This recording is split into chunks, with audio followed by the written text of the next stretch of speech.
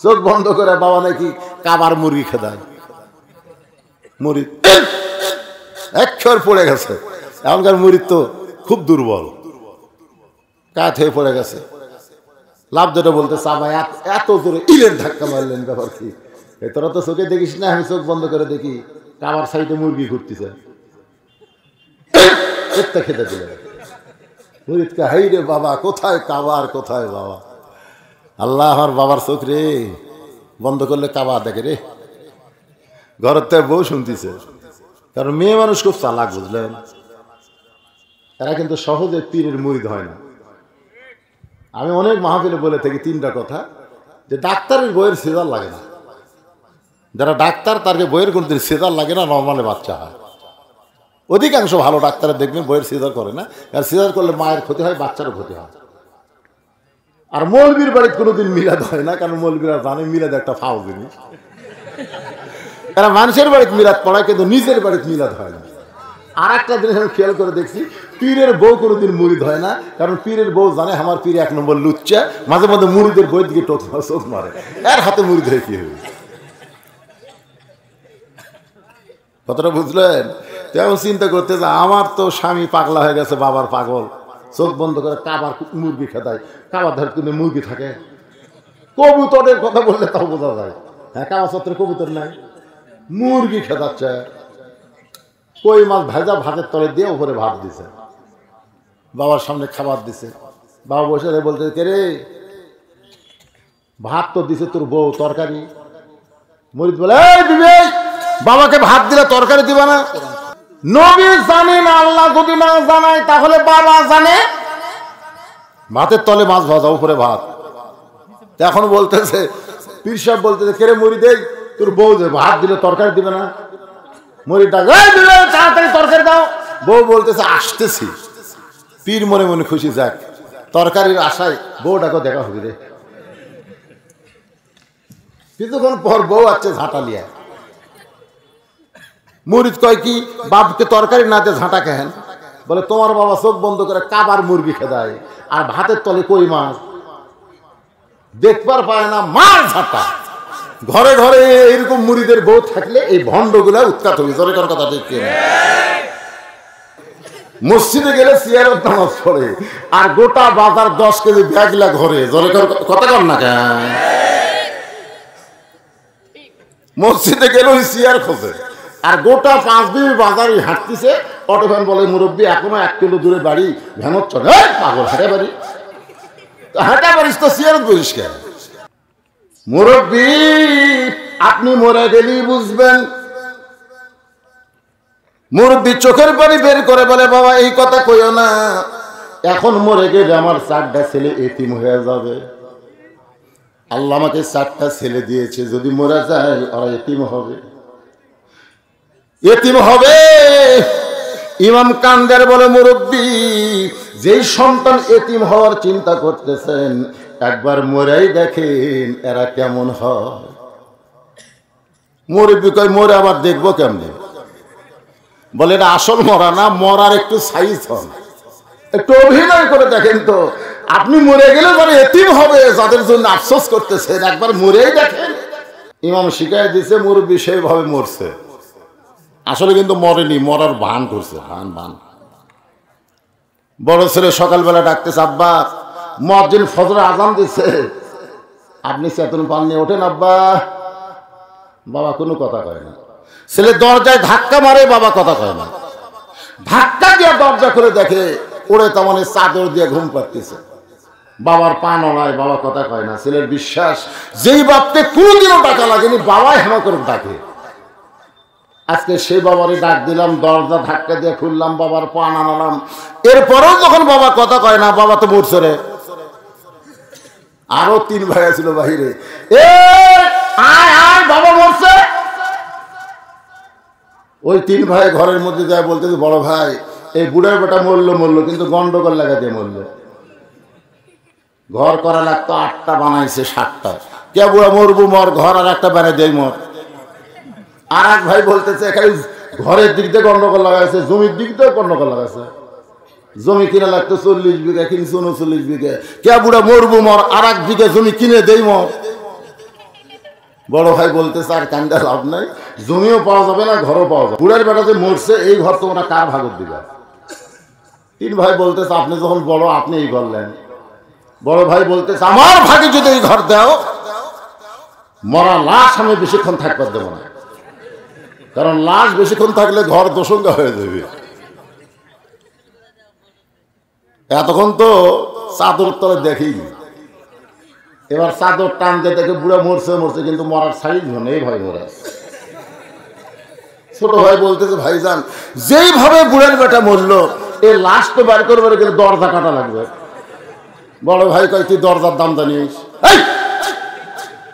একটা 2000-এর নিচে কোনো দরজা পাওয়া যায় না, মরে গেছে সেই লাশের জন্য দরজা কাটবো? দরকার হলে হাত পাও ভাঙা সোজা কর্ম, কারণ দরজা দেখে বুড়ার মরা উচিত ছিল। দরজা আটো আর বুড়া এইভাবে মরল, আয় আয়, কেউ জানে না আমরা 4 ভাই। এই 4 ভাই যখন বুড়ার লাশকে সাইজ করার জন্য আসতেছে, বুড়া মনে মনে করে আল্লাহ মানুষ মরলে আজরাইল দেখে একটা, আর আমি অভিনয় করে দেখতেছি 4টে। আজরাইল তো তুমি পাঠাও নাই, আজরাইল আমার বাড়িতেই তৈরি হয়েছে। আল্লাহ কোরআনে বলেন ইয়া আইয়ুহান নাসু তাকু রাব্বাকুম ওয়াখশাউ ইয়াওমান লা ইয়াজজি ওয়ালিদুন আন ওয়ালাদিহি ওয়ালা মাউলুদুন হুয়া জাযিন আন ওয়ালিদিহি শাইয়া।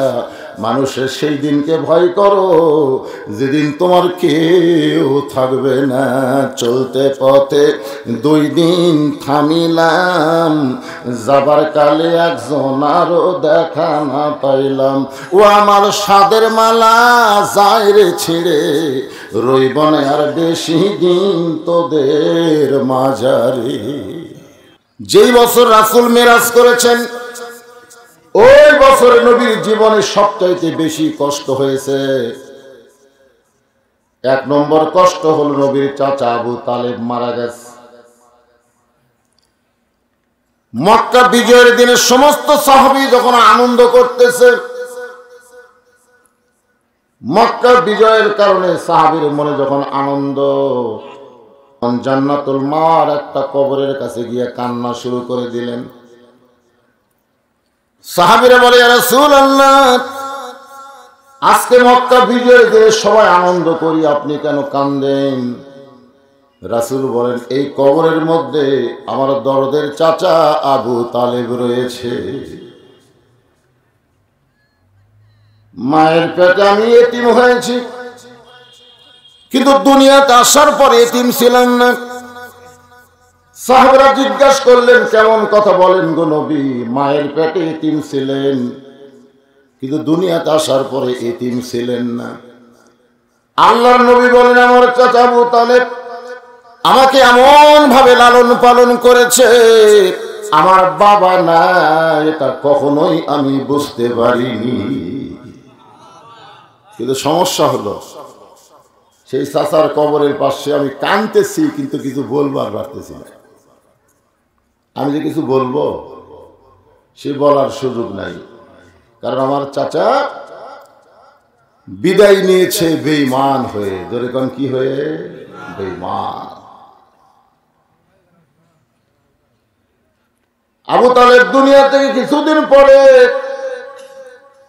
দরদের বিবি খাদিজা বিদায় নিলেন।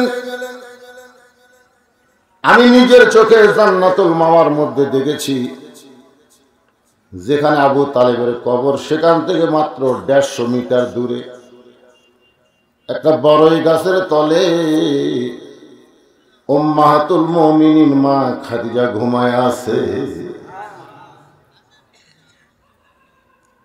আল্লাহ নবী কবরের পাশে গেলেন,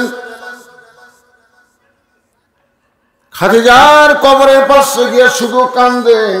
সাহাবীরা বললেন ইয়া রাসূলুল্লাহ চাচা আবু তালেব না হয় বেঈমান হয়ে মারা গেছে, এই জন্য আপনি কিছুই বলতে পারেন না।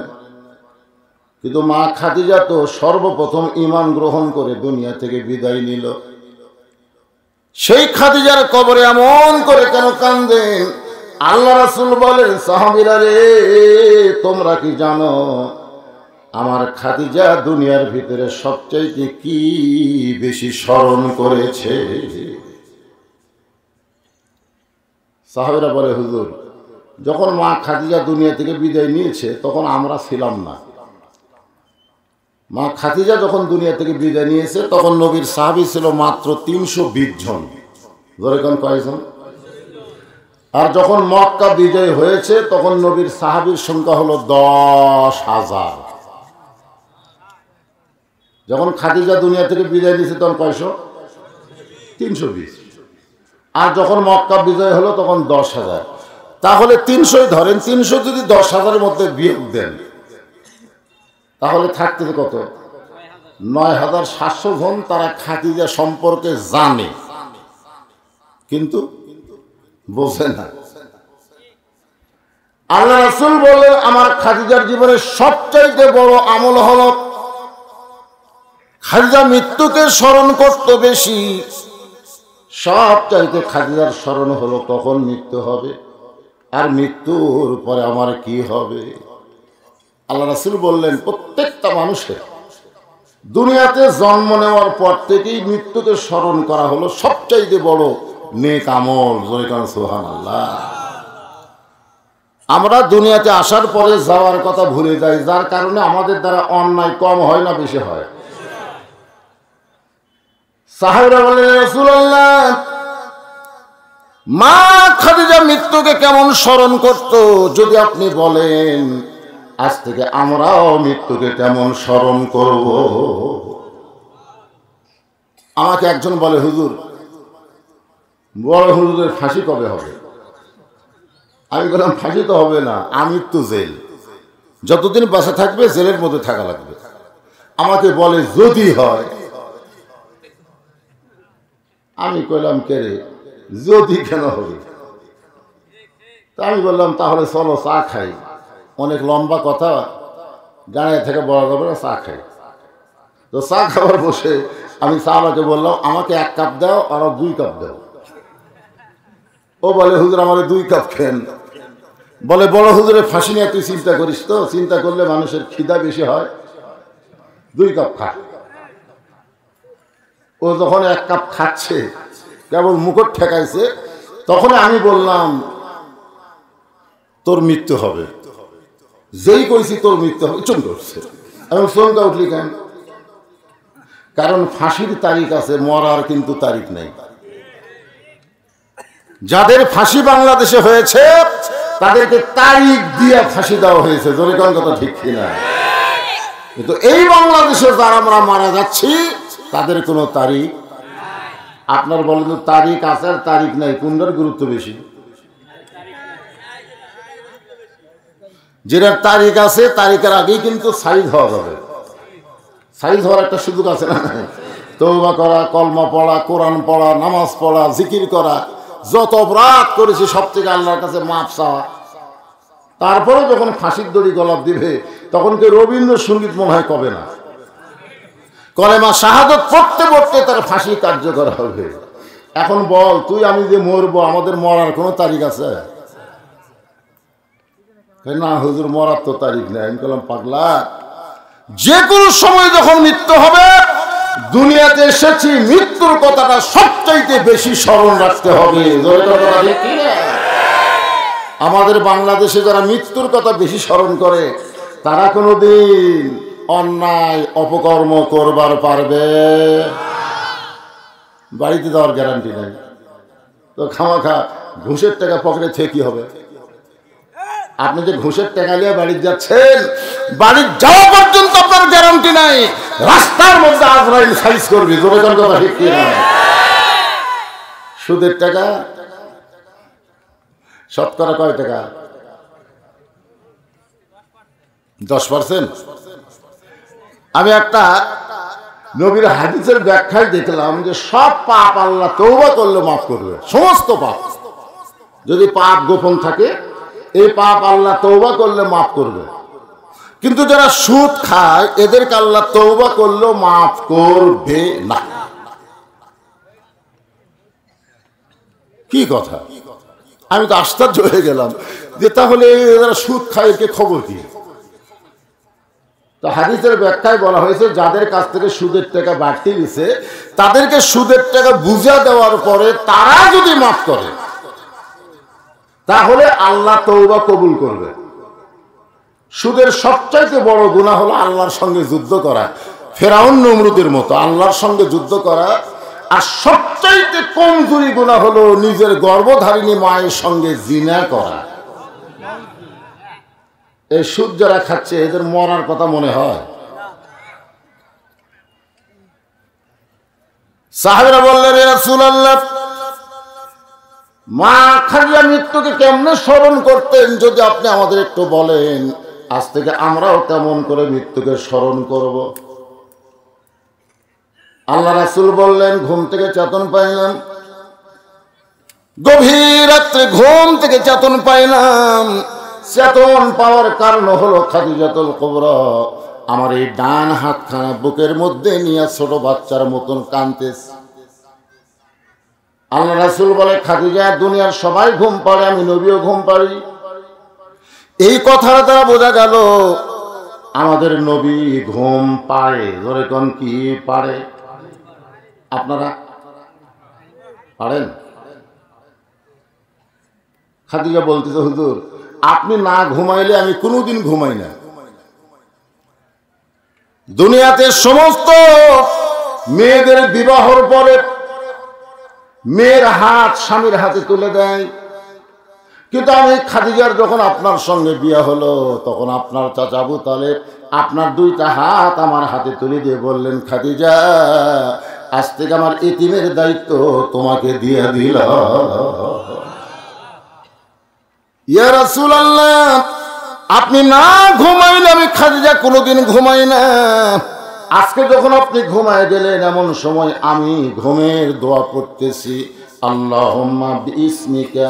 পড়েন না কেন? এরপরে কি আমুতো মানে তো আপনারা বোঝেন না। আমুতো মানে যদি কেউ বুঝতো, এশার নামাজ না পড়ে কোনোদিন ঘুমাতে যাইতো না।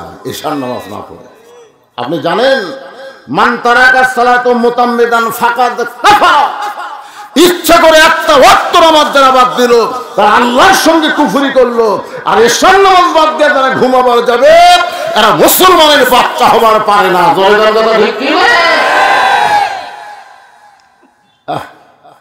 কানের মধ্যে হেডফোন দিয়ে সব ঘুম পারে। সালাতু খায়রুন নাম যখন কয় তখন বাবা জানলা দিয়ে তাকায় দেখে 3টা পর্যন্ত আর্জেন্টিনার খেলা দেখলো হইচই করে। আর আজান শোনার পরে আমার ছেলে গেল কোথায় রে, তাকায় দেখে পাও নেই মাথাও নেই, মনে চাউলের বস্তা ঢাকা ঠোকা। বাবা আস্তে আস্তে ঘরের মধ্যে যায় কম্বল টান দিছে, টান দিয়ে 3বার চিল্লা উঠছে। বেটা ঘুম থেকে চেতন পায়, বলে, আব্বা আহ আহ করেন কেন? বলে, কম্বলের মধ্যে তোর সাইজ আর সকালবেলা সাইড থেকে কুত্তার সাইজ একই সাইজ। তুই আমার সন্তান হয়ে কুত্তার আমল করতেছিস, এই জন্য আমার বড় আফসোস হচ্ছে। কারণ তুই যদি জাহান্নামে যাস, আমি বাবা কোনোদিন জান্নাতে যাওয়ার পারবো না। জান্নাতে যাইতে গেলে বাপ বেটা একসাথে যাওয়া লাগবে। জোরে কোন কথা ঠিক কিনা? আল্লাহ বলেছেন, কু আনফুসাকুম ওয়া আহলিকুম নার, জাহান্নামের আগুন থেকে একলা বাঁচলে হবে না, আহলদের নিয়ে বাঁচা লাগবে। আজ বাবাগুলো সব কোরআনের মাহফিলে বসে গেছেন, ছেলেগুলো বাইরে গেলে হইচই করতেছে। আপনাদের এলাকায় বড় একটা মেলাও লাগিয়েছে, মেলা কতগুলো যুবক চুরি পট্টি ধরে। কেরে যুবক, তুই কি হিজড়া কেরে? তুই বিয়া করিসনি, কিছু করিসনি, চুরি খুঁজিস কেন? কতগুলো মেয়ে মানুষ আবার বিয়া হয়নি, ওরা মিস কল মারে। এই কোরআনের মাহফিলে রাতের চাইতে দিনে করাই ভালো। এই অন্যায় অপকর্ম থেকে আপনারা বেঁচে যাবেন। যে কথা বলতে যে একটু খেয়াল করেন। খাদিজা বলে, রাসূলুল্লাহ, এই আমুতো শব্দ উচ্চারণ করার সঙ্গে সঙ্গে আমার 2টা চক্ষু বন্ধ হয়ে যায়, আমি দেখতে পাই অন্ধকার একটা কবর। আপনি বলেছেন সর্বশেষে যেই ব্যক্তি মৃত্যুবরণ করবে কবরের ঘরে তাকে 50,000 বছর থাকা লাগবে। কত বছর? সর্বশেষে 6 তলা 5 তলা 10 তলা বাড়ি বানাচ্ছি, কয় বছর? বারবার তাকায় বলে এটা আমার বাড়ি রে, এটা আমার বাড়ি। কেরামান কাতিবিন কান্দত বসতে কি কয়, এই শয়তান, এই এটা তোর বাড়ি, এটা তোর আশ্রয়স্থল। 44 বছর আগে আব্দুল আলিম গানে গানে করেছে, তখন আমার বুঝবার পারিনি। এই বুড়া বয়সে আমি এখন বুঝতেছি।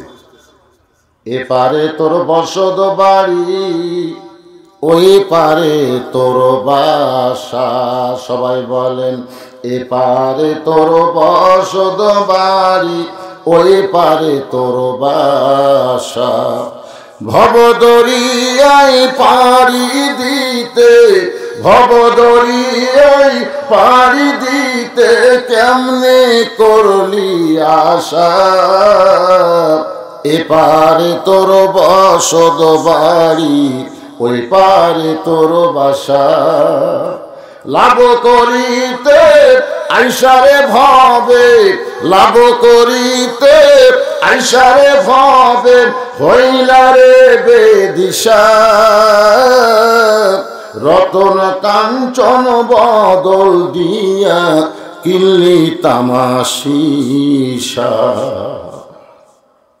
সর্বশেষে আমরা যারা কবরে যাব, কত হাজার বছর? জবান খুলে যুবকেরা সবাই বলো, কত হাজার বছর? যেই কবরে কোনো দরজা নাই, জানলা নাই, আলো নাই, বাড়ির বিছানা কিছুই নাই, সেই কবরে 50,000 বছর কেমনে থাকবো গো নবী? এই কথা মনে করে আর আমি ঘুমাবার পারতেছি না। আল্লাহ রাসূল বলে, খাদিজা, ওই আল্লাহর শপথ করে বলতেছি, ঈমান গ্রহণ করার পরে আপনি আল্লাহর সঙ্গে যে সম্পর্ক গড়ে তুলেছেন, আল্লাহ আপনার কবরকে জান্নাত বানায়া দিবে। আর কোন টেনশন আছে? 50,000 কে 1 কোটি বছর হোক তো অসুবিধা কি? কারণ কবর জান্নাতের বাগান হয়ে যাবে। কিন্তু কথাটা কি বলেছে এটা এখন খেয়াল করা লাগবে। ঈমান গ্রহণ করার পরে রাসূল বলতেছে, আপনি আল্লাহর সঙ্গে যে সম্পর্ক গড়ে তুলেছেন, আল্লাহ আপনার কবরও জান্নাত বানিয়ে দিবে। তাহলে ঈমান গ্রহণ করার পরে সম্পর্ক করতে হবে কার সাথে? আরো জোরে, জোরসে বলুন। এখন সম্পর্ক কার সাথে? জুমার দিনে সেই ইমাম সাহেব খুতবা দিবে, সামনে কাতার এক বুড়া মানুষ বসে বসে নামাজ পড়ে, ওই নাই। খুতবা বাদ দেয়া বলতেছে, কে রে, বুড়াটা কি অসুস্থ নাকি? তো একজন বলে, না হুজুর, বুড়া তো আলু তুলতেছে। কি তুলতেছে? আলু তুলতেছে। ইমাম কয়, হায় হায়, যে বুড়া মানুষ বসে বসে নামাজ পড়ে, ওই এবার আলু কেমনে তোলে? কোদাল দিয়ে আলু তুলতেছে। বিশ্বাস না হয় দেখে আসুন। নামাজ শেষ করে ইমাম সাহেব যায়, দেখে সত্যিই তাই, মুরব্বি টুকটুক করে কোদাল দিয়ে আলুর বাগুর সাইজ করতেছে আর আলু তুলতেছে। ডাক দেখলে, মুরব্বি, মসজিদে গেলে বসে বসে নামাজ পড়েন, আজকে জুমার দিন। আল্লাহ কোরআনে বলেন, ইযা নুদিয়া লিস-সালাতি মিন ইয়াউমিল জুমআ ফাসআউ ইলা যিকরিল্লাহ। জুমার নামাজের আযান হয়ে গেলে দুনিয়ার সমস্ত কাজকাম তোমাদের হারাম, একটাই মাত্র কাজ, তাড়াতাড়ি মসজিদে হাজিরা দেওয়া। জোরে করে কথা ঠিক কিনা? আর বসে বসে নামাজ পড়েন, দাঁড়ায় কোদাল দিয়ে জমির আল কাটেন, আলু তোলেন। হ্যাঁ, তখন মুরব্বী মুসকে মুসকে হাসের ভয়ে, বাবা মসজিদে গেলে বল পাই না বাবা, কিন্তু কাজ কামে বল পাই। হায় হায় মুরব্বী। আল্লাহ রাসূল বলেন, খাদিজা, ঈমান গ্রহণ করার পরে আপনি আল্লাহর সঙ্গে যে সম্পর্ক গড়ে তুলেছেন, আল্লাহ আপনার কবরকে জান্নাত বানায়া দিবে। তাহলে ঈমান গ্রহণ করার পরে সম্পর্ক করা লাগবে কার সাথে? আল্লাহর সাথে। সম্পর্ক কি দিয়ে করবেন? আমল। সে আমলটা কোথায় পাবেন? নামাজ। যার যা মনে এসে তাই বললে হবে না তো। কারণ শোনেন, আল্লাহ রাসূলের পিছনে কয়েক বছর সামনে কাতারে নামাজ পড়েছে। মাথায় টুপি, মুখে দাড়ি, হয়তো আবু বকরের ডান পাশে। আবু বকর নবীর কয় নম্বর? 1 নম্বর সাহাবীর ডান পাশে নামাজ পড়ছে। নবী ইমাম, আবু বকর তার ডান পাশে। উনি আবু বকরের মতো জুব্বা, আবু বকরের মতো দাড়ি, আবু বকরের পাগড়ি একই। 1 নম্বর নামাজি তাকবীরে উলার সঙ্গে নামাজ পড়ে। এইরকম ভালো নামাজি কেউ ছিল না। আবু বকর মাঝে মাঝে চিন্তা করে যে আমার চাইতেও আর নামাজ ভালো। কিন্তু সমস্যা হলো, আল্লাহ যখন কোরআনের আয়াত নাযিল করলেন, ইয়া আইয়ুহান নাবিয়্যু হাজ্জিল মুমিনিনা আলাল কিতাল, হে রাসূল, যারা আপনার পিছনে দাঁড়ায় দাঁড়ায় নামাজ পড়ে জামাতবদ্ধভাবে তাকবীর উলার সঙ্গে, তাদেরকে আপনি স্ট্যান্ডিং আর্মি হিসেবে গড়ে তোলেন। কারণ যে কোনো সময় মক্কার কাফেরেরা মদিনা আক্রমণ করতে পারে, আর মদিনা যখন আক্রমণ করবে তখন নামাজ দিয়া, দোয়া দিয়া, দরুদ দিয়ে আপনি মদিনা রক্ষা করতে পারবেন না। ওই কাফের বেঈমানদের বিরুদ্ধে আপনাকে অস্ত্র ধরতে হবে। এই আয়াতটা যখন আল্লাহ নাযিল করছে, তখন ওই 1 নম্বর নামাজি নবীর হাঁটুর সঙ্গে হাঁটু লাগায় বলতেছি, ইয়া রাসূলুল্লাহ, এটা তো গন্ডগোলের আয়াত। এটা কিসের আয়াত? নবী আসমানের দিকে তাকায় বলে, আল্লাহ কি এতে 1 নম্বর নামাজ আবু বকরের পাশে দাঁড়ায় নামাজ পড়ে, কে আল্লাহ? আল্লাহ তাআলা বললেন, অমিনান নাসি মান ইয়াকুলু আমান্না বিল্লাহি ওয়া বিল ইয়াউমিল আখির ওয়া মা হুম বিমুমিনিন। তুমি নামাজ পড়বা, রোজা করবা, তুমি হজ করবা, যাকাত দিবা, কিন্তু আল্লাহর কোরআনের পক্ষে থাকবা না, তুমি হবে 1 নম্বর মুনাফিক। এর নাম হলো উবাই ইবনে খালদ। নামাজ দিয়ে সম্পর্ক হয়? আল্লাহর সঙ্গে সম্পর্ক করতে গেলে আল্লাহর কোরআনের বিকল্প কোনো রাস্তা নাই। এই জন্য একটা স্লোগান দেওয়া লাগবে, আয়াত কই, তারপরে স্লোগান। ওয়ানুনাজ্জিলু মিনাল কুরআনি মা হুয়া শিফাউ ওয়া রাহমাতুল লিল মুমিনিন। তার বাংলা স্লোগান হলো, সব সমস্যার সমাধান দিতে পারে আল কোরআন। যে আয়াত করলাম না, এটা কোনো রাজনীতির স্লোগান না, এটা আল্লাহর কোরআনের স্লোগান। গলা খাকরে দেন।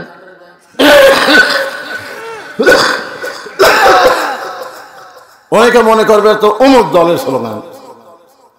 কারণ মনে যদি হয় অমুক দলের, বুঝবেন মুনাফিক।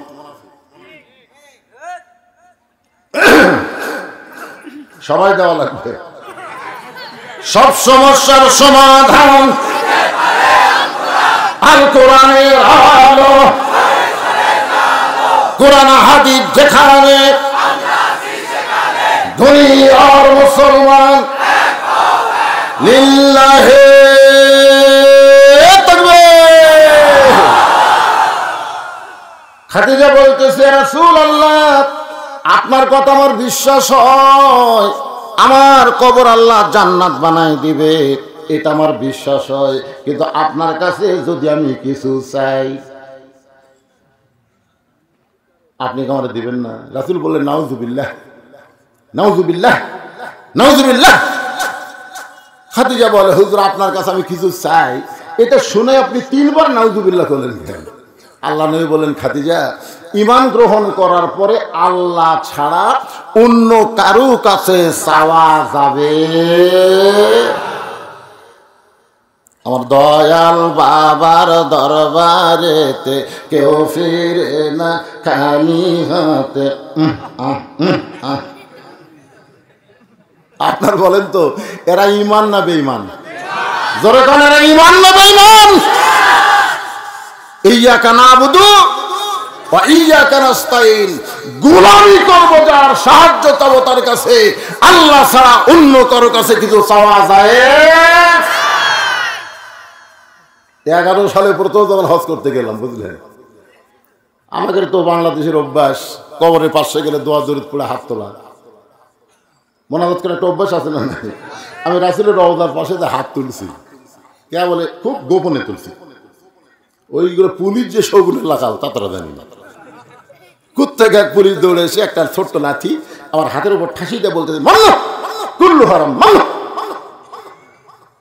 মানে হাত তোলা সম্পূর্ণ হারাম। ইয়া হাজি মাল্লো কুল্লু হারাম। মনে মনে কইলাম, রে পুলিশ, তুই জানিস আমি কে? বাংলাদেশের 1 নম্বর বক্তারে। আর তুই আমার উপর হাতে লাঠিতে ঠাসি মারলি, এটা আমার মন বলতেছে। আর ইমান বলতেছে, বুঝলো শীত, তুই যতই বড় বক্তা হ, তোর চাইতে মদিনার পুলিশের ইমান বড়। তোর ইমান হলো ভেজাল, ভেজাল। দ্বিতীয় ধরা খেলাম মদিনার এক দোকানে যায়। দোকানদারকে বললাম, কে ভাই আসল জয়তুনের তেল আছে? যেই কইছি মহাজন মামনু কুল্লু হারাম কইছে, কর্মচারী সে মারছে ধাক্কা। আমি কইলাম, কে রে? আসল জয়তুন তেল বলতি ধাক্কা দিল কে? বাহির এক বাংলাদেশিকে বললাম, ভাই আমার দোষ কি? বলে, হুজুর আপনি মারাত্মক দোষ করছেন, যেটি নকলি নাই সেটা আসল চাচ্ছেন কে? দোকানদার মনে করছে আপনি ভেজাল দেশের লোক, এই জন্য আপনি দোকানে থাকলে আল্লাহর গজব হবি, মারতে ধাক্কা।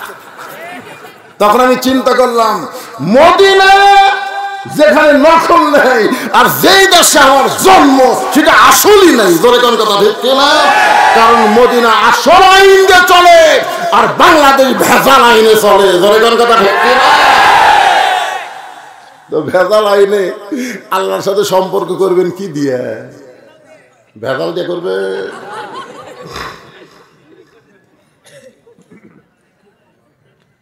আল্লাহ রাসূল বললেন, খাদিজা ঈমান গ্রহণ করার পরে আল্লাহ ছাড়া নবীর কাছেও চাওয়া যাবে? তাহলে পীরের কাছে চাওয়া যাবে? দয়াল বাবা, কেবলা কাবা, মহাস্থান, সিলেট, শাহজালাল, জোরে কোন না কেন? এই নিয়ামত করে যায় দেখেন, এক গাছের নাম হলো তেনাপীর। পুঁথি ডালে ডালে তেনা বাঁধতে হতো। আমি বললাম, কে রে ভাই এত তেনা কেন? কারণ মনের বাসনা পূরণ হয়, হুজুর তেনা বানলি।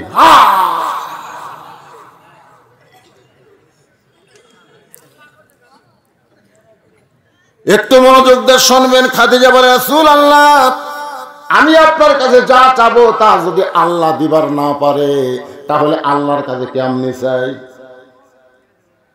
নবী চমকে উঠছে। খাদিজা কি কইলা? খাদিজা বলে, হুজুর আমি আপনার কাছে যা চাবো তা যদি আল্লাহ দিবার না পারে, তাহলে চায় লাভ কি? নবী চমকে বলে, খাদিজা কি চাবেন আল্লাহর কাছে যেটা আল্লাহ দিবার পারবে না? খাদিজা বলতেছে, হুজুর মনে করেন আমার বিয়ে হয়নি, আমি গভীর রাত্রে তাহাজ্জুদ নামাজ পড়ে আল্লাহ বলতেছে, আল্লাহ আমার পেটে তো একটা বাচ্চা দেও, আল্লাহ আমি একটু মা হবার চাই। নবী চমকে উঠছে। খাদিজা কি কইলা? না মনে করেন যে আপনার সাথে আমার বিয়ে হয়নি, আমি বিয়ে না হয়ে আল্লাহ বলতেছি, আল্লাহ আমার পেটে একটা বাচ্চা দাও, আল্লাহ দাও আল্লাহ। নবী বলতেছে, আল্লাহ দিবার পারবি কিন্তু দিবি না। খাদিজা বলতেছে, কেন দিবি না? কয় দিবার পারবি, দিবি না এই কারণেই যে কিয়ামতের আগে বাংলাদেশে একটা 14ই ফেব্রুয়ারি পালন হবে। এই 14ই ফেব্রুয়ারি ভ্যালেন্টাইন ডে স্বামী ছাড়া অনেকের পেটে বাচ্চা আসবে, আর ধরা পড়লি বলবি আল্লাহ দিছে।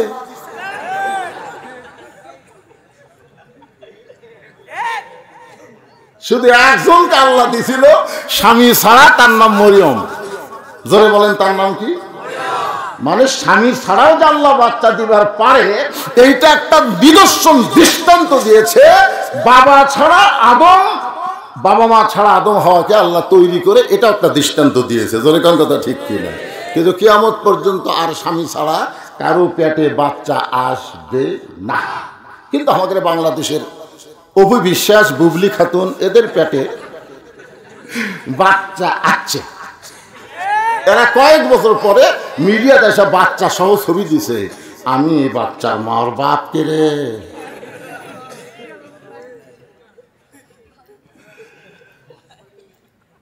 খাদিজা বললেন, রাসূলুল্লাহ আমি আপনার কাছে যা চাবো তা যদি আল্লাহর না থাকে তাহলে আল্লাহ কেমনে দিবে?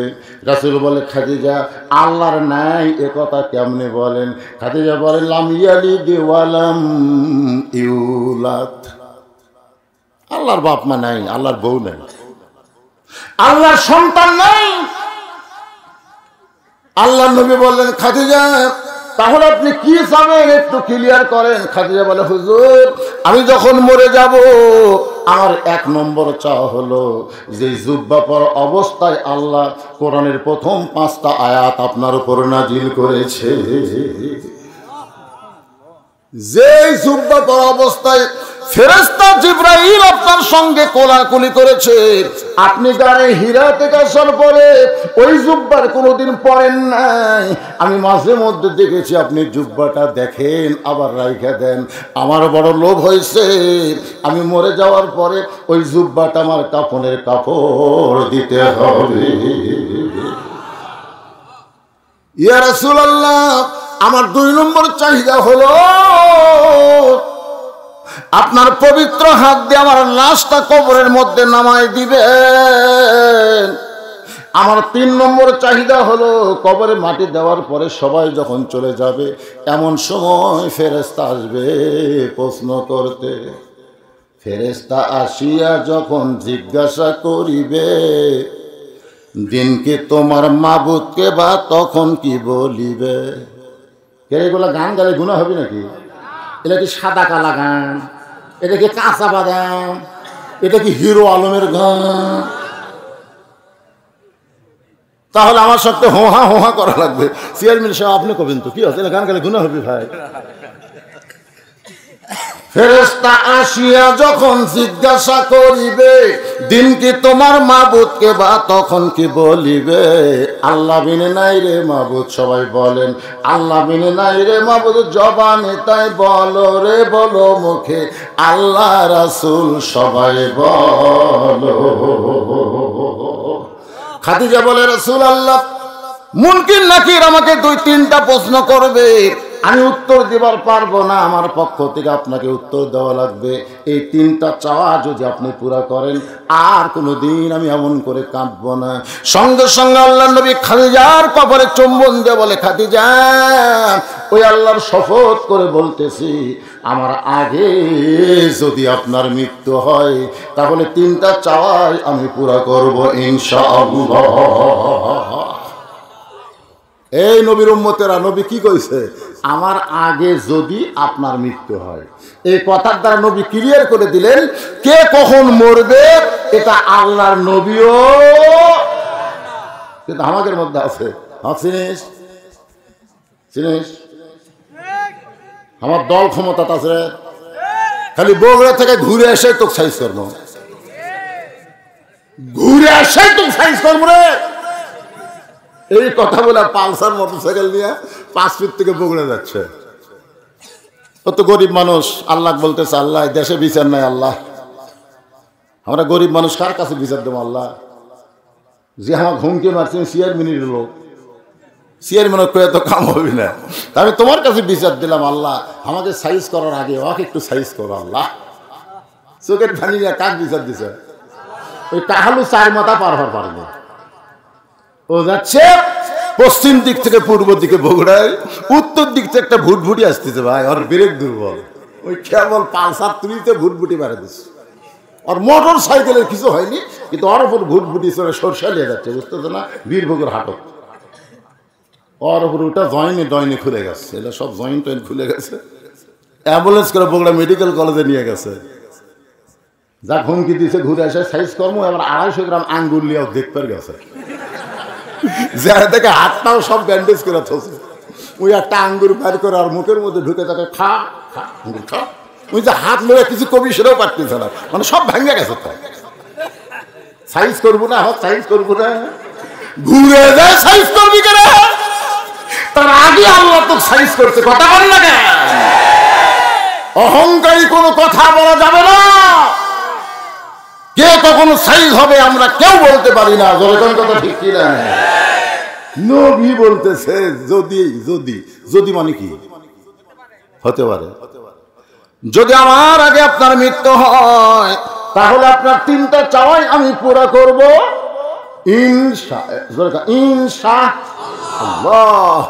ইনশাআল্লাহ, হ্যাঁ ইনশাআল্লাহ বলবেন। বঙ্গবন্ধু শেখ মুজিবুর রহমান প্রত্যেকটা কথার শেষে ইনশাআল্লাহ বলেছেন, যদি আল্লাহ চায়। ঠিক কিনা বলেন? আর আমরা কতগুলো নেতা বক্তব্য শুনি ইনশাআল্লাহ ভুলে যাই। বিসমিল্লাহ ঠিক হয়, আউযুবিল্লাহ পায় না। আউযুবিল্লাহ মানে কি? শয়তানের কাছ থেকে পানা চাও আল্লাহর কাছে, সেটা বাদ দেখাল বিসমিল্লাহির রহমানির রহিম। আর আগেকার জাতীয় নেতার ভাষণ তো এখনো দু একটা পাওয়া যায় না ভাই? তারা কেমন ইমানদার ছিল, কেমন ভাষণ দিচ্ছিল একটু খেয়াল করেন। আল্লাহ নবী বললেন, খাদিজা আমার আগে যদি আপনার মৃত্যু হয় তাহলে আপনার তিনটা চাওয়া আমি পুরা করবো ইনশাআল্লাহ। মা খাদিজা দুনিয়া থেকে বিদায় নিলেন। মা খাদিজার দুনিয়া থেকে বিদায় নেওয়ার পরে নবী তাকায় দেখে খাদিজার পেট থেকে 4টা মেয়ে আল্লাহ দান করেছে নবীর মাধ্যমে। কয়টা? একটা মেয়ের নাম হলো রোকেয়া, একটা মেয়ের নাম কুলসুমা, একটা মেয়ের নাম হলো জয়নাব, আর একটা মেয়ের নাম সকলেই জানি সাইয়্যিদাতুন নিসাই আহলে জান্নাত ফাতেমাতুজ যোহরা। নবী তাকায় দেখে 4টা মেয়েই কাঁদতেছে। কয় মেয়ে? কেন কাঁদতেছে? মা মারা গেছে। কিন্তু 3টা মেয়ের কান্নার শব্দ শোনা যায়। 3টা মেয়ে যে কাঁদতেছে এই কান্নার একটা শব্দ শোনা যাচ্ছে, আর একটা মেয়ে কাঁদতেছে, চোখ দিয়ে পানি পড়তেছে, কিন্তু কান্নার শব্দ নেই। এই 3টা মেয়ে কিভাবে কাঁদতেছে আমি একটু রিহার্সেল করি। রিহার্সেল বুঝেন? আমার মা মইরা গেছে, কোথায় গেলে মা পাবো বলে দাও না আল্লাহ রে। হে আমার মা মইরা গেছে রে, হে আমার বাবা মইরা গেছে রে। মরার আগে খাট দিবার চাছিল, এখন সেই খাট আমার দিবে কে? হে আমার বাবা মইরা গেছে রে। তখন বড় ভাই যায় বলতেছে, কান্দিস না পাগলি, যে খাট আব্বা দিবার চাইছিল সেই খাট আমি দেবো রে। এখন বলতেছে আমার বাবা মইরা গেছে রে, বড় ভাই খাট দিবার চাইছিল, এখন তো শোক আমাকে দিবে কে? আমার বাবা মইরা গেছে রে। তখন এক ভাই যায় বলতেছে, বড় ভাই যদি খাট দেয় আমি তো শোক দেবো, কান্দিস না। তখন সাইডে যায় বলতেছে, মানুষ বুড়া হলে মরবি, কান্দার বান্দা। জোরে কোন কথা ঠিক কিনা? আমি দেখেছি বাবাকে মেয়েদের চাইতে ছেলেরা বেশি ভালোবাসে। অনেক ছেলে চোখের পানি দিয়ে বুক ভিজায়, আর কবর কোথায় খোঁড়া লাগবে, বাঁশ কোথায় কাটা লাগবে, কাফন করতে কানা লাগবে, এই চিন্তায় ছেলেরা ব্যস্ত হয়ে যায়। জোরে কোন কথা ঠিক কিনা? আর মেয়েরা খায় মাটির থামা মারে আর কান্দে আর বানবি। আয় হায় ভাই, দেশে মায়ের কাছে যেটাই ভালো থাকে, মা এটা কিন্তু আমি নেও মা। ভাই কিনা দিয়েছে মা চাদর, বোন এসে করছে মা এত সুন্দর চাদর, এটা আমি নেব। তোর ভাই 2 দিন আগে কিনে দিছে, আবার দিবি। পরদিন মা থেকে পুরাতন চাদর, ছেলে বলতেছে মা চাদর দিলাম গতকাল, কি হলো? তোর বোন নিয়ে গেছে। আবার একটা ভাই কিনে দেয়। সোনাল্লাহ কন্যা কেন? আল্লাহ নবী তাকায় দেখে 3টা মেয়ে কাঁদতেছে, কান্নার শব্দ শোনা যায়, কিন্তু একটা মেয়ে কান্দে, চোখের পানি দিয়ে বুক ভিজায়, কান্নার কোনো সাউন্ড নাই। ওই মেয়েটার নাম হলো ফাতেমা। নবী ডাক দিলেন, ফাতেমা আয় আয় একটু ঘরে আয়। ফাতেমা যখন ঘরে গেল, আল্লাহ রাসূল বলে, ফাতেমা 3টা জিনিস দেরি করা হয় না মা। একটা হলো মারা গেলে দাফন কাফন করতে দেরি করা হয় না। তোর মা মারা গেল, তোর মাকে গোসল করান লাগবে, তোর মাকে কাফনের কাপড় পরান লাগবে। ফাতেমা বলে, বাবা আমার 3টা বোন যে হারে কাঁদতেছে, ওদেরকে সঙ্গে করে নিয়েই কি গোসল করাবো নাকি, কাফনের কাপড় পরাবো নাকি? আল্লাহ রাসূল বলে, ফাতেমা খবরদার খবরদার, ওই 3 জনের কথা বলবি না। তোর মা ওসিয়ত করেছে তোকেই তোর মাকে গোসল করাতে হবে, তোর নিজের হাতে তোর মাকে কাফনের কাপড় পরাতে হবে, অন্য কাউকে তোর সঙ্গে নেওয়া যাবে না। রাসূল বললেন, তোমার মা ওসিয়ত করেছে, এখান থেকে প্রমাণ হলো ওসিয়ত করা যাবে। আপনার কবর কারা খুঁড়বে, আপনি জীবিত অবস্থায় ওসিয়ত করবেন। আপনার কবর কারা খুঁড়বে এটা জীবিত অবস্থায় ওসিয়ত করতে পারবেন। আপনার কবর যেন কোনো বেনামাজি না খোঁড়ে। এই রজব চাঁদে শোনেন, এই নামাজের চাঁদে শোনেন, লা সালাতা লা ঈমানা, যার নামাজ নাই তার ঈমান নাই। বেঈমান কোনো মুসলমানের কবর খুঁড়তে পারে না।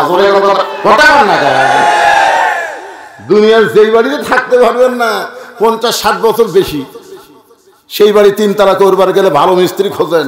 জয়পুরহাটের মধ্যে সবচাইতে ভালো মিস্ত্রি কেড়ে, ভিত দিলে বাড়ি ফাটে না, এই মিস্ত্রি কেড়ে। যেই বাড়িতে থাকতে পারবেন না সেই বাড়ির জন্য যদি ভালো মিস্ত্রি খোঁজেন, যেই কবরে 50,000 বছর থাকা লাগবে, সেই কবরের ঘর তৈরি করার জন্য ভালো মুসলমানের দরকার আছে না নাই? দরকার আছে না? ওসিয়ত করেন। এই বাড়িতে থাকতে পারবেন না, 1 কোটি টাকা খরচ করছেন, আর যে কবরে আপনি থাকবেন 50,000 বছর, তার জন্য 1 লাখ টাকা খরচ করা যাবে না? আপনার মসজিদে দেখবেন সামনে কাতারে নামাজ পড়ে কারা? সামনে কাতারে, এই সামনে কাতারের 5 জনকে 5,25,000 টাকা আপনি হাদিয়া দিবেন, যে ভাই আমি মরে গেলে তোরা 5 জন আমার কবর খুঁড়বো, কারণ তোরা সামনে কাতারের মুসল্লি, তোরা আমি প্রতিদিন সামনে দেখি ভাই, তোরকে হাতের পরশে কোদাল লাগলে রে আমার কবরের আযাব এমনি কমে যাবি রে। মসজিদের মুয়াজ্জিনকে বলবেন, চাচা, আল্লাহ রাসূল মাঝে মধ্যে বলতেন, বেলাল, বেলাল, আমি আর তুমি যখন হাসরে দাঁড়াবো তখন তোমার মাথা আমার উপরে যাবে। বেলাল কয়, হুজুর আপনি কি কর? আল্লাহ নবী বলেন, বেলাল,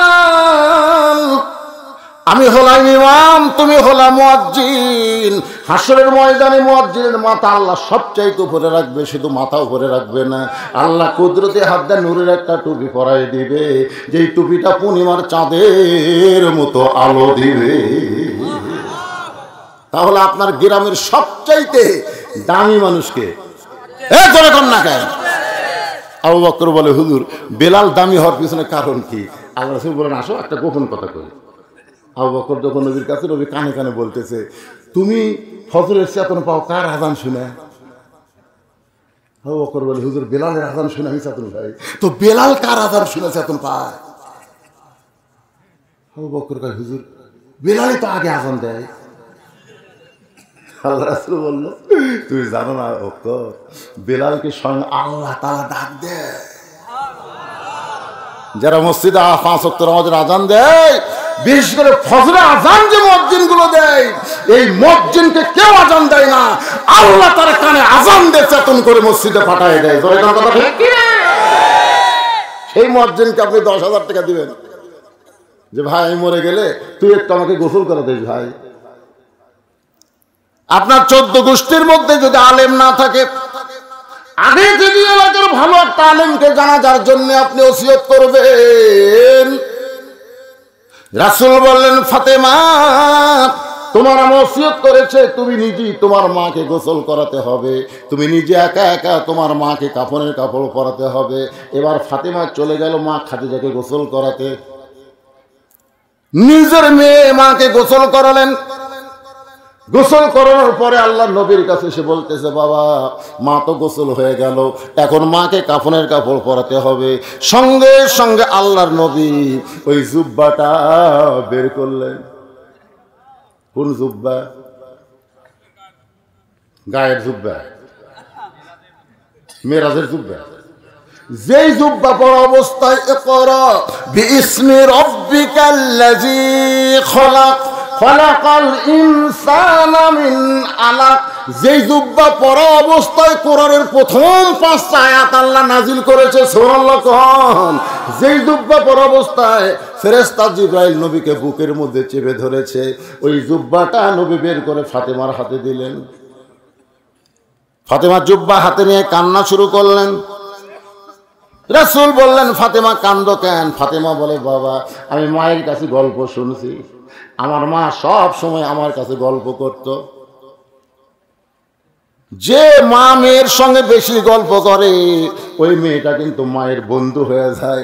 একদিন খাদিজা বলতেছে, মা আমার বিয়ার খবর তুমি জানো? ফাতেমা বলতেছে, মা যখন আপনার বিয়ে হয়েছে তখন আমি কোথায় ছিলাম? খাদিজা বলতে, তখন তো তোমার জন্মই হয়নি। তাহলে জন্ম না হইলে বিয়ার খবর কেমনে জানবো? ফাতেমা বুঝতে পারলেন যেই খবর আমি জানি না, সেই খবরের কথা যখন মা বলতেছে মাকে চাইপা ধরা লাগবে, দৌড়ে সে মায়ের হাত ধরে বলল, মা আপনার বিয়ার খবর তাহলে বলেন। খাদিজা বলে, ফাতেমা রে, তোর বাবা তখন আমার বাড়িতে রাখালি করতো। যেই বলছে তোর বাবা রাখালি করতো, ফাতেমা বলতেছে, মা খবরদার এমন কথা বলবেন না মা, আমার বাবা হলেন বিশ্ব নবী, আমার বাবা কেমনে আপনার বাড়িতে রাখালি করতো। খাদিজা বলে, তাহলে আমি তোকে কেমনে বলবো মা? আমি দুপুর বেলায় যখন বসে আছি তাকায় দেখি সমস্ত রাখাল ঘরের মধ্যে আরাম করতেছে, বিশ্রাম করে। রাখালের সর্দারকে ডাক দেয়, বলেন, রে রাখালের সর্দার, হাজার হাজার উট দুম্বা চড়ানো বাদ দিয়ে তোমরা দুপুর বেলায় বিশ্রাম করো, তোমাদের কি ভয় নাই? রাখালের সর্দার বলে, মালকিন আপনি জানেন না, আমরা ভাগ্য করে এমন একটা রাখাল পাইছি, যে রাখাল চাকরিতে জয়েন করার পর আপনার হাজার হাজার উট দুম্বা সব ভদ্র হয়ে গেছে। খাদিজা বলে, রে রাখালের সর্দার, এই গাঁজা করি গল্প কেমনে করো? মানুষ রাখালের বাধ্য কোনোদিন জন্তু জানোয়ার হতে পারে না। রাখালের সর্দার বলে, যদি বিশ্বাস না হয় তাহলে আপনি তদন্ত করে দেখতে পারেন। খাদিজা বলে, ফাতেমা তোমার বাবা রাখালকে আমি তদন্ত করতে গেলাম, সূর্যের তাপে পাহাড় পোড়া গন্ধ, পাথর পোড়া গন্ধ বের হয়ে যায়, বালু পোড়া গন্ধ, এত সূর্যের তাপ। এরপরেও তদন্ত করতে গিয়ে দেখি তোমার বাবা 25 বছর রাখালের মাথায় কে যেন একটা ছাতা ধরেছে। রাখাল যেই দিকে যায় ছাতাটাও সেই দিকে যায়। কে ছাতা ধরলো দেখার জন্য তাকায় দেখি এক খণ্ড কালো মেঘ তোমার বাবার মাথায় ছায়া হয়ে আছে। 40 বছরের খাদিজা আমি তোমার বাবাকে সুন্দর করে দেখার জন্য আরো যখন নিকটে গেলাম, তাকায় দেখি এতই সুন্দর মায়, চাঁদ গ্রহ তারা তারি নূরের ইশারা, নূরে যে অন্ধকারে ডুবিত এই ধরনী, সবাই বলেন নবী। আর একটু নিকটে গেলাম, তোমার বাবার দেহের কাপড় লড়ে উঠলো। হঠাৎ একটা বাতাস আমার নাকের মধ্যে ঢুকলো, দুনিয়ার কোনো বাতাস নাই ফাতেমা, যেন মেশকাম্বরের সুগন্ধ আমার নাকের ভিতরে। আমি এক দৌড়ে আসলাম ঘরে, দরজা বন্ধ করে দিলাম। দাসী বলতেছে, মালকিন রাখালের তদন্তের রিপোর্ট কি? আমি কইলাম, চাকরি ক্যান্সেল করে দিলাম। ও ফাতেমা, তোমার দাদা আবু তালেব আমাকে বলল, মা আমার ভাস্তা কি ক্ষতি করলো, রাখালের চাকরি ক্যান্সেল কেন করলা?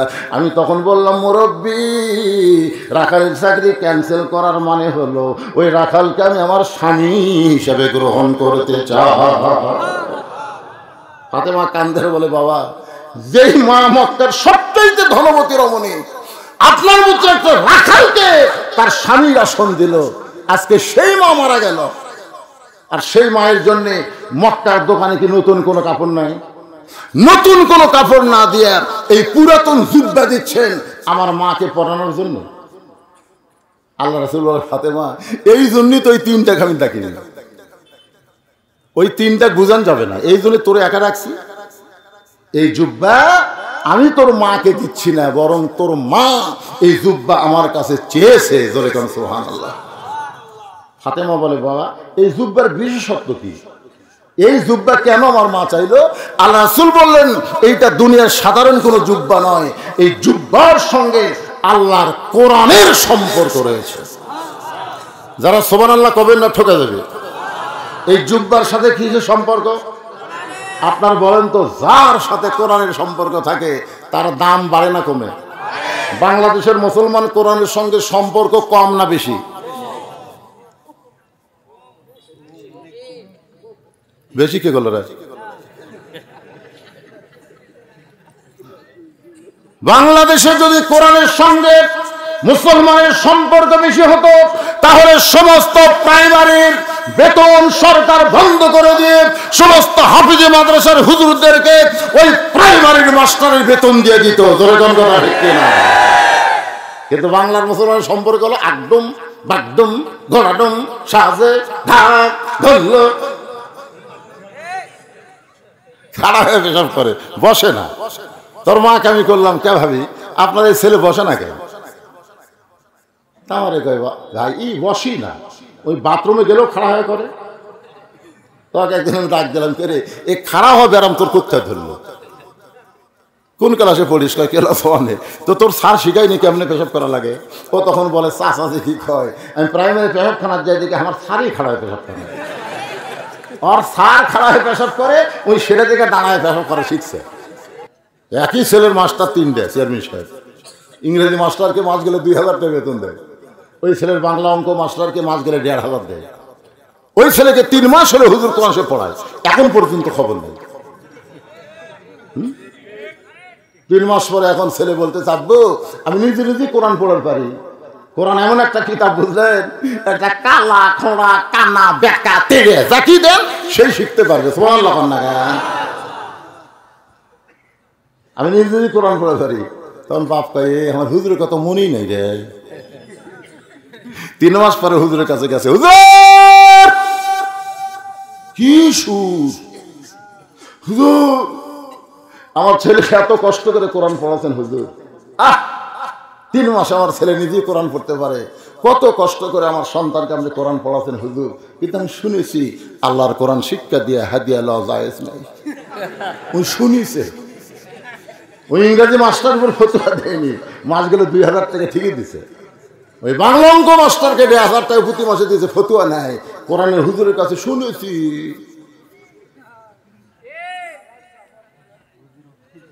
কি মনে করতেছেন এটা কি মারা ফতুয়া? বর্তমানে বাংলাদেশে হুজুর মারা ফতুয়া। 3 মাস হলে বেতন বাকি মাসার হুজুরের। কেশিয়ার টাকা গুনতেছে, হুজুর বলতেছে চাচা এই মাসে বেতনটা দেন। আল্লাহর কোরআন পড়ো, ইন্নাল্লাহা মা'আস সাবিরিন, ধৈর্যশীলদের সঙ্গে আল্লাহ আছে। শালা কেশিয়ারের গালত খালি জুতা মারা দরকার, জোরে কোন কথা ঠিক কিনা? হুজুরের আশেপাশে থেকে আলু মালু ধান ধন সব এনে কেশিয়ার বেচে টাকা গোনে, বেতন চলে কয় ধৈর্য ধর। আপনারা বলেন তো এই হুজুরদের জন্য সরকারকে আলাদা কোনো বাজার করছে নাকি? যে প্রাইমারি মাস্টার সয়াবিন তেল 200 টাকা কেজি আর মাদ্রাসার হুজুরের মাত্র 40 টাকা কেজি, এরকম কোনো বাজার আছে?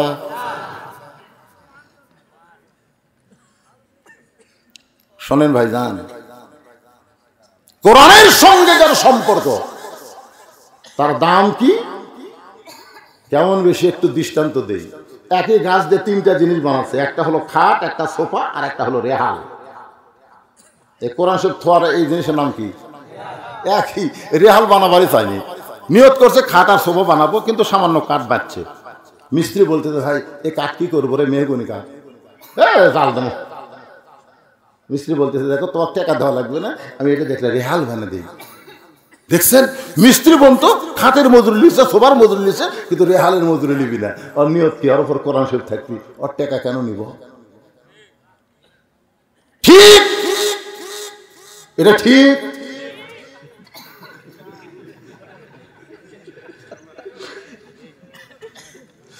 এই বাংলাদেশের জনগণ বুঝাতে বুঝাতে ভাই আমার ডায়াবেটিস ধরছে রে। এত সুন্দর সহজ সাবলীল ভাষায় কোন বক্তা বুঝাই? তাও কয় ঠিক। ওই খাটের মজুরি লিবি রে, সোফার মজুরি লিবি, রেহালের লিবি না, তার মানে কি বুঝাচ্ছে? এগুলা সব মজুরি ছাড়া নাকি? এখন আপনাদের কাছে আমার প্রশ্ন হলো, সোফার দাম বেশি, খাটের দাম বেশি না রেহালের দাম বেশি? কারা কারা রেহালের দাম বেশি বিশ্বাস করেন? আল্লাহকে 2 হাত দেখান। লিল্লাহি লিল্লাহি তাকবীর। হাত নামান, হাত নামান। চেয়ারম্যান সাহেব তোলেন নি, খালি চাদরের মধ্যে তোলেন।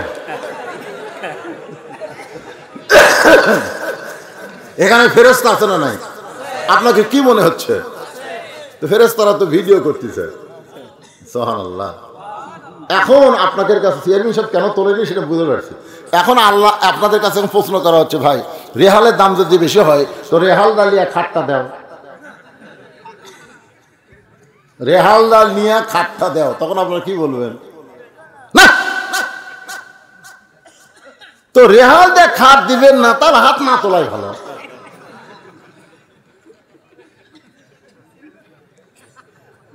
এখন আপনাদের কাছে আমার প্রশ্ন, শোনেন ভাই, যে দিকে যাক ওয়াজ লাইনত আছে, ওয়াজ কিন্তু বেলাইন হয়নি, লাইনের মধ্যে আমি রেখে দিছি। যত ওয়াজই করি আমি বেলাইনা কোনো কথা বলি না। আল্লাহর কোরআনের রেহাল হওয়ার কারণে ওর দাম বেশি। আসলে দাম বেশি না, এর সম্মান বেশি। এখন আমার সঙ্গে বলেন, খাটের দাম বেশি, সোফার দাম বেশি, আর রেহালের সম্মান বেশি। এর বুঝে পারেন না? খাটের দাম বেশি, খাটের, সোফার, রেহালের। আপনারা বলেন তো, জুমার দিনে হাফেজ সাহেব, মসজিদের ইমাম, এমপি সাহেব আইছে, আপনাদের মুসল্লির কেউ কি বলবেন এমপি সাহেব আপনি আজকে সামনে যান? কেউ বলবেন? কেন বলবেন না? এমপি তোমার দাম বেশি আর হুজুরের সম্মান বেশি। তুমি লাইনের দাঁড়াও, এমপি লাইনের দাঁড়াছে আর ইমাম সাহেব সামনে গেছে। কোরআনে হাফেজ বলছে যে হুজুর আমার জীবন সার্থক হুজুর, গত জুম্মায় এমপি সাহেব আমার পাশে নামাজ পড়ছে। আমি যখন রুকু করতে গিয়ে তাকাই, দেখা চিন্তা করি প্রতিদিন সওয়াবুল আযীম সওয়াবুল আযীম সওয়াবুল আযীম তাড়াতাড়ি করি, কিন্তু এমপি আমার পাশে ওপর হয়ে থাকার কারণে আমি তাড়াতাড়ি করতেছি না।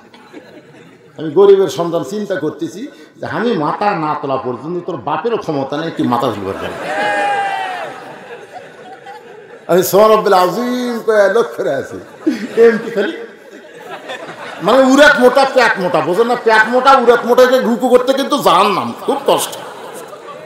পিঠ কসলা, ইমাম কয় যতই কসলা আমি না তোলা পর্যন্ত মাথা তুলবার পারবো না, কারণ তোর দাম বেশি দুনিয়ার সব জায়গায়, কিন্তু মসজিদের মধ্যে ঢুকে দেখ আমার সম্মান বেশি। তোর কথা ঠিক কিনা? সুবহানাল্লাহ।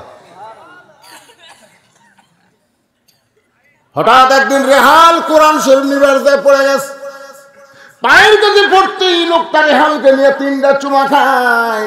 রেহাল চিল্লায় বলে, কেরে খাট, কেরে সোফা, আমি সামান্য পায়ের কাছে পড়তেই আমার চুমা খালো, তোদের কোনোদিন চুমা খাই নাকি? খাট আর সোফা কামদার ভাই, আমাকে খালি লাগতেই। তুই পায়ের কাছে পড়ছিস তো 3বার চুমা খাই, একই গাছের মধ্যে আমাকে জন্ম রে, কিন্তু আমাকে খালি লাগতেই। তখন রেহাল বলতে যে শোন খাট, তোদের সম্পর্ক হলো মানুষের সাথে আর আমার সম্পর্ক হলো কোরআনের সাথে। তা আপনারা কি লাত্তি খাওয়ার সম্পর্ক করবেন না চুমা খাওয়ার সম্পর্ক?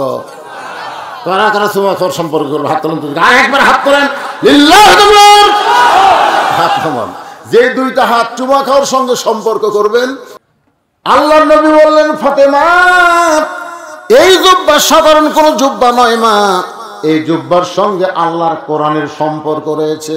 এই জুব্বা আমি দেইনি মা, তোমার মা আমার কাছ থেকে চেয়ে নিয়েছে।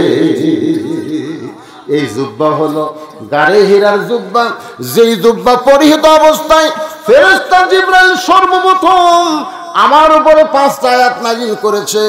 আমি যখন কোরআন পড়তে পারতাম না, তখন জিবরাইল আমাকে বুকের সঙ্গে চাইপা ধরেছে। এই জুব্বা পরা অবস্থায় আল্লাহর তাওয়াজ্জুহ জিবরাইলের মাধ্যমে আমি নবী পেয়ে গেছি। ধরে কর সুবহানাল্লাহ। সেই জুব্বা সঙ্গে সঙ্গে ফাতেমা জুব্বাখানা নিয়ে মা খাদিজাকে পড়ানোর জন্য রওনা দিলেন।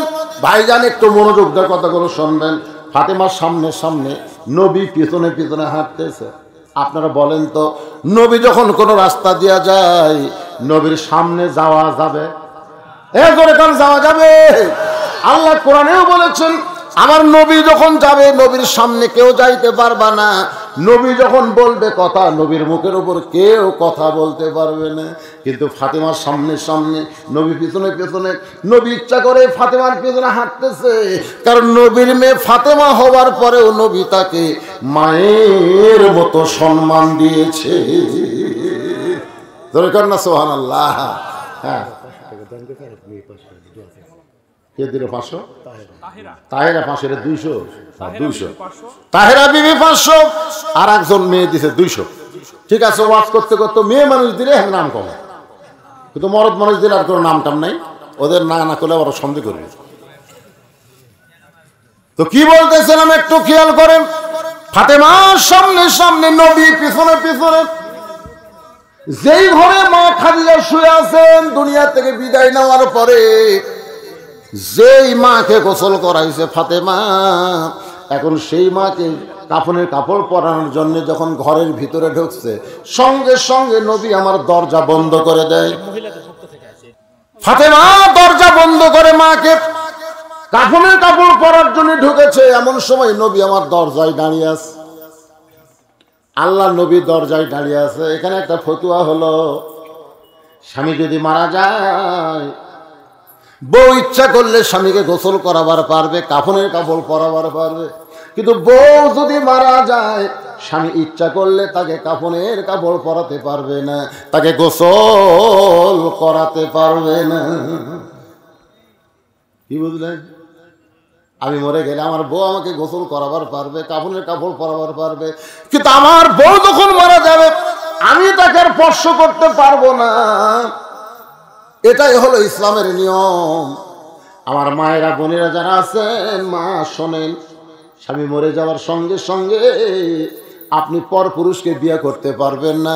যেই স্বামী দুনিয়া থেকে বিদায় নিল, ওই স্বামীর অধীনে আপনাকে 3 তুহুর পর্যন্ত থাকতে হবে।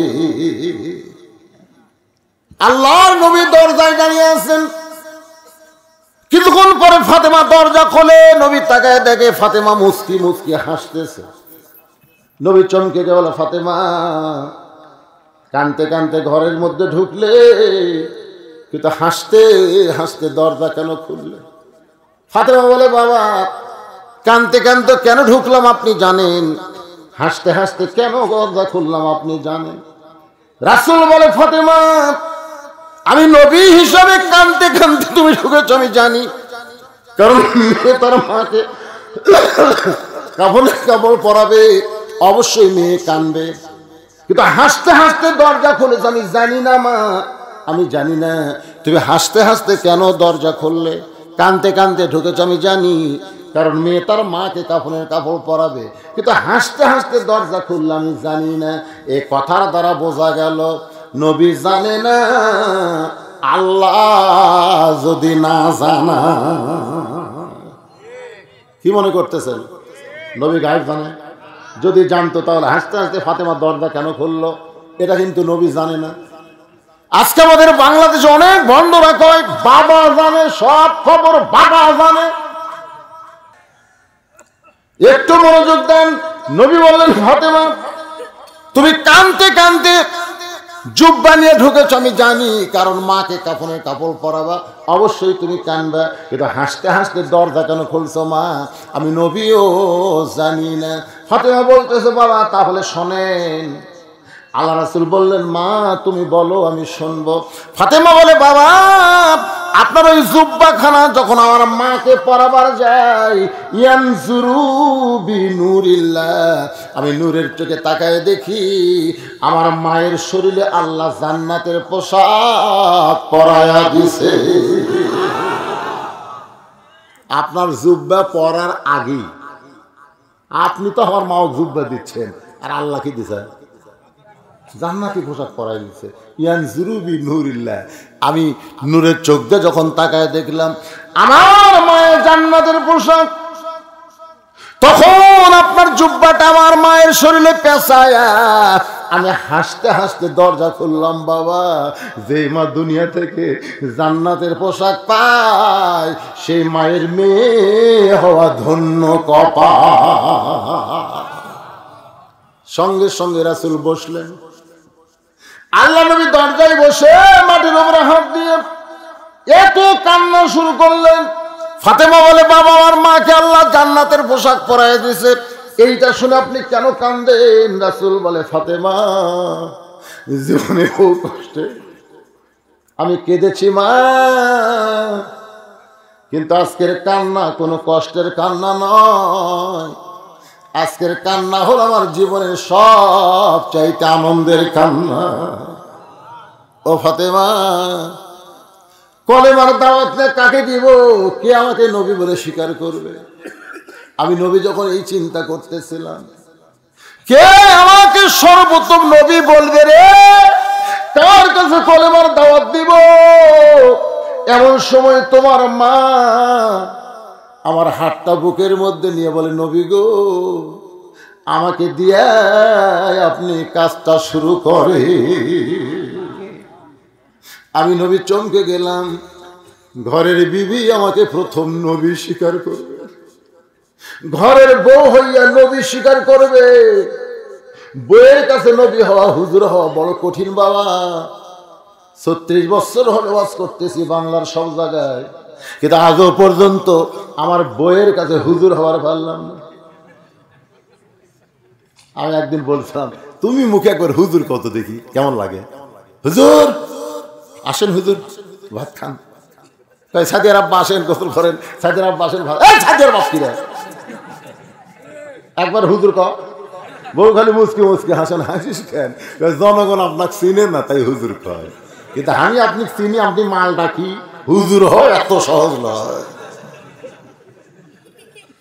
আজ পর্যন্ত নিজের বইয়ের কাছে আমরা হুজুর হতে পারলাম না, কারণ আমাকে বাইরিয়া হুজুর, ভিতরে খেজুর। আর আমরা যার আদর্শ মানি, যাকে বিশ্ব নবীর আসন দিয়েছি, যিনি আমাদের নেতা, তিনি বাহিরেও যেমন ভিতরেও তেমন। নবীর চরিত্র খুলে দেন, লাকাদ কানা লাকুম ফি রাসূলিল্লাহি উসওয়াতুন হাসানা। আল্লাহ বলেছেন, যার ভিতরেও যেমন বাইরেও তেমন, তাকে নেতা হিসাবে মান, আদর্শ হিসেবে গ্রহণ কর, অন্য কারু চামচা হয়ে ঘুরিস না। নবীর উম্মত হলে ভাগ্যের ব্যাপার, ধরে কোন কথা ঠিক কিনা?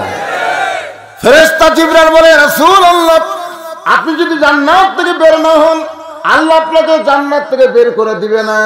আল্লাহ রাসূল বলে, জিবরাইল, আল্লাহ যদি আমাকে বলতো, নবী গো, আপনি সর্বপ্রথম যে আমাকে নবী বলে স্বীকার করেছে, আমার হাতে ঈমান গ্রহণ করে যত সম্পদ ছিল, সব সম্পদ আল্লাহ রাস্তায় দেওয়ার কারণে আমার বিশ্বাস, এই কারণে আল্লাহ তোমার মায়ের শরীরে জান্নাতের পোশাক পরাইয়া দিছে। আল্লাহ নবী নিজের হাতে খাদিজাকে কবরের মধ্যে রাখতেছেন। নিজের হাতে কবরের মধ্যে রাখতে গিয়া এত কান্না, নবী কাঁদতেছেন। নবীর চোখের পানি দেখে সাহাবা আবু বকর বলে, রাসূলুল্লাহ, আপনি নবী হয়ে যদি এমন করে কাঁদেন, তাহলে আমরা কেমনে সহ্য করব? আল্লাহ রাসূল বলে, আবু বকর, এই খাদিজা যতদিন আমার ঘরে ছিল, আমি দ্বিতীয় কোনো বিবাহ করি নাই। এই খাদিজা বহুদিন আমাকে বলেছে, রাসূলুল্লাহ, আপনি মন চাইলে বিয়ে করতে পারেন। আমার 64 বছর বয়স চলতেছে হুজুর, আপনার 49 বছর চলতেছে। এই বুড়িটার সঙ্গে আপনার যৌবন নষ্ট করবেন না, বিয়ে করবেন? সঙ্গে সঙ্গে নবী খাদিজার কপালে চুমাতে বলে, খাদিজা, ওই আল্লাহর শপথ করে বলতেছি, আপনি আমার যতদিন ঘরে জীবিত থাকবেন, আমি রাসূল ততদিন দ্বিতীয় কোনো বিবাহ করব না। এই খাদিজা কোনো রাত্রেবেলা আমাকে দরজা খুলতে বলতে হয়নি। যত রাত্রে আসি, 2টা 3টা 4টা কোনো সময় নাই, আমি নবী দরজার কাছে সঙ্গে সঙ্গে দরজা খুলে দেয়। আমি বললাম, খাদিজা, আপনি কি ঘুমান না? আমি যখনই আসি তখনই দরজা খোলেন। খাদিজা বলে, রাসূল, আপনি যখন কলেমার দাওয়াত নিয়ে রাতের বেলা বের হয়ে যান, আমি আপনার সঙ্গে যাবার চাই, কিন্তু আপনি আমাকে সঙ্গে নেবেন না বলে আমি দরজার কাছে দাঁড়িয়ে থাকি। আপনার দেহের সুগন্ধ হলো মিশকাম্বর, আপনি যখন দরজার কাছে আসেন, আপনার সুগন্ধ আমার নাকের মধ্যে ঢুকে, আমি দরজা খুলে দেই। রাসূল বলে, খাদিজা, আপনি কি ঘুমাবেন না? খাদিজা নবীর কপালে চুম্বন দিয়ে বলে, নবী গো, আমি সেই দিন একলা ঘুমাবো যেদিন আমার মরণ হবে। আল্লাহ রাসূল বলে, আবু বকর, আমার মন চাইলেও আমি খাদিজার সঙ্গে কবরে ঘুমাতে পারবো না। আমার খাদিজাকে একা একা রেখে কবর থেকে নবী উঠে আসলেন। কবরে মাটি দেওয়া হয়ে গেল। সমস্ত সাহাবীরা কবর ছেড়ে যখন চলে যায়, আল্লাহ রাসূল খাদিজার কবর ছাড়েন না। ঘন্টার পর ঘন্টা নবী দাঁড়ায় থাকেন। আল্লাহ ডাকতে বলে, হাবিব, সবাই কবর ছেড়ে যায়, আপনি কেন খাদিজার কবর ছাড়েন না? রাসূল বলে, আল্লাহ, আমার খাদিজার কাছে ওয়াদায় আবদ্ধ হয়েছে, আল্লাহ, আপনি খাদিজার কবরে মুনকির নাকির পাঠাবেন না। মুনকির নাকির 3টা প্রশ্ন করবে, আমার খাদিজা যে উত্তর দিবার পারবে না। আল্লাহ বলে, হাবিব রে, আপনি একা খাদিজাকে ভালোবাসেন, এমন কথা আপনি বলবেন না। আপনি শুনে নেন গো নবী, আপনি যেমন খাদিজাকে ভালোবাসেন আমি আল্লাহ তেমন ভালোবাসি। নবী বলে, আল্লাহ তাহলে খাদিজার কবরে মুনকির নাকির পাঠাবেন না? আল্লাহ বলে, হাবিব রে, দুনিয়ার জীবনে কবরকে স্মরণ করে মৃত্যুর কথা মনে করে চোখের পানি দিয়ে বুকটা ভিজায় দেয়, এর চাইতে ভালো আমল আমি আল্লাহর কাছে আর কিছুই নাই। যে দুনিয়ার জীবনে মৃত্যুকে স্মরণ করে কবরের চিন্তা করে কান্দে, তার কবরে মুনকির নাকির যাবে না গো নবী। আমি আল্লাহ মুনকির নকিরকে আটকায় দিয়া খাদিজার পক্ষে আমি নিজে উত্তর দিয়েছি। আল্লাহ নবী বলেন, আল্লাহ আমার খাদিজা দুনিয়া থেকে বিদায় নিল, তখন নামাজ নাই, রোজা নাই, হজ নাই, যাকাত নাই। ওগো আল্লাহ, আমার খাদিজার উত্তর আপনি দিয়ে দিলেন, কিন্তু আমার উম্মতেরা যখন কবরে যাবে, আমার উম্মতের মুনকির নাকিরের প্রশ্নের উত্তর কে দিবে? আল্লাহ বলে, হাবিব রে, আপনি কেমন নবী গো? আপনি নিজের কথা চিন্তা করেন না, শুধু উম্মত উম্মত করে আপনি পাগল হয়ে গেলেন। আল্লাহ কয়, হাবিব রে, আপনার কোন উম্মত যখন কবরে যাবে তাকে উত্তর দেওয়া লাগবে না। মুনকির নাকির যখন প্রশ্ন করবে মান রব্বুকা, তোমার রবকে, সঙ্গে সঙ্গে আপনার উম্মতের নামাজ দাঁড়িয়ে যাবে।